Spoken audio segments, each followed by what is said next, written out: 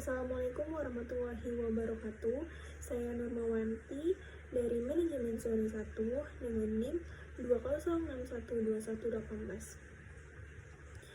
Baik, di sini masih banyak yang bertanya-tanya dan banyak yang tidak mengetahui bagaimana cara memperpanjang atau membuat paspor baru.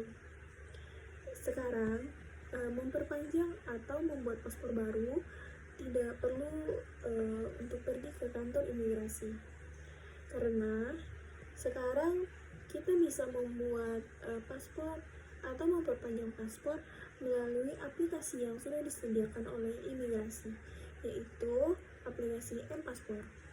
Aplikasi M-Paspor tersebut bisa kita download di Android ataupun iOS. Bisa kita download melalui Play Store ataupun Apple Store. Setelah selesai mendownload, Anda bisa mengikuti langkah-langkah yang terdapat di dalamnya. Langkah-langkah yang ada di dalam aplikasi M-Paspor menggunakan bahasa Indonesia. Langkah-langkah yang terdapat di dalam M-Paspor sangat cukup jelas, karena kita hanya disuruh mengisi data diri kita, seperti nama, tempat tanggal lahir, alamat, jenis kelamin, agama, dan kita juga diharuskan untuk men-scan foto KTP, KK, dan juga ijazah atau akte kelahiran kita. Ijazah atau akte kelahiran itu bisa kita pilih. Setelah itu, setelah selesai mendaftar, kita disuruh memilih tanggal. Setelah memilih tanggal, pastikan kita memilih tanggal yang bisa kita datangin ke kantor imigrasi tersebut. Setelah tanggal terpilih, kita disuruh untuk memilih mau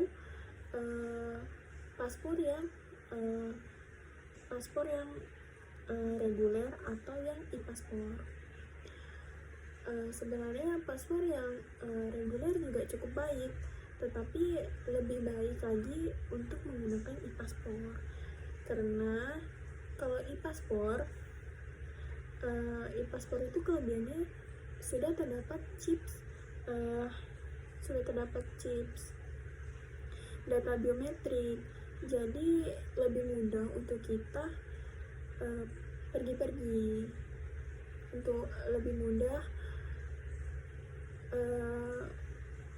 karena terdapat data diri kita yang lebih, entah itu ada juga sidik jari, wajah, mata, dan pokoknya yang e-elektronik itu lebih bagus. Dan juga bebas visa ke beberapa negara seperti Jepang juga. Kalau menggunakan e-paspor tidak perlu visa, dan kita hanya men-scan e-paspor itu aja, karena sudah terdapat data biometrik kita. Setelah itu, untuk biaya paspor reguler itu 350 dan e-paspor itu 650. Untuk memperpanjangnya juga sama, untuk reguler 350 dan yang e-paspor 650. Banyak yang bertanya, apakah bisa paspor reguler diperpanjang atau dipindah menjadi e-paspor? Tentu saja bisa, itu sangat bisa. Untuk persyaratan lebih jelasnya, Anda bisa datang langsung ke kantor imigrasi atau bisa Anda DM Instagramnya kantor imigrasi terdekat. Dan di situ nanti Anda akan diberitahukan bagaimana cara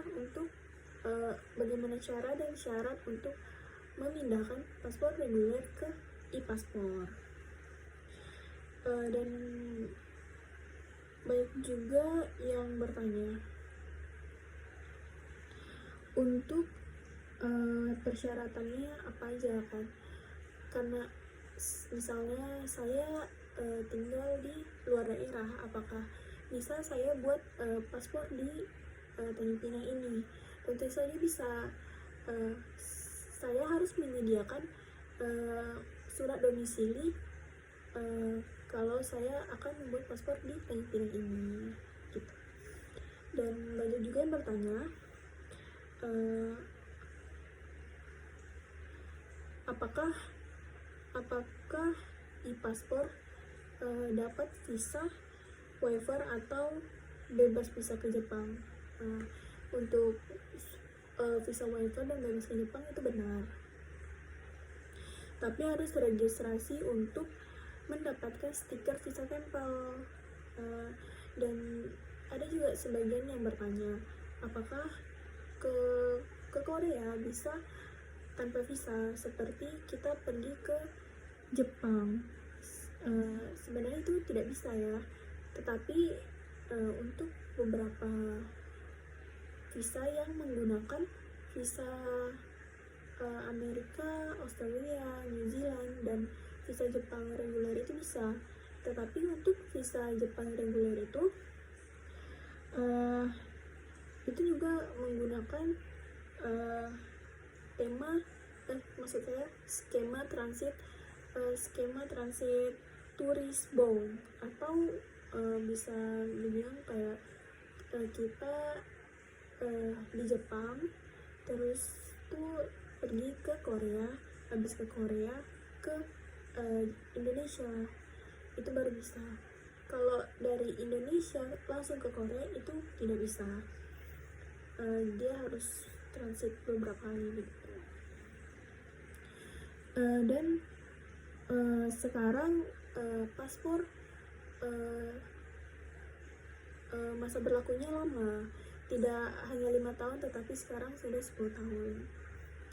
Jadi bagi teman-teman yang belum memiliki paspor atau belum memperpanjang paspor, segeralah perpanjang dan memiliki paspor, karena paspor itu sangat penting bagi kita. Terima kasih. Assalamualaikum warahmatullahi wabarakatuh.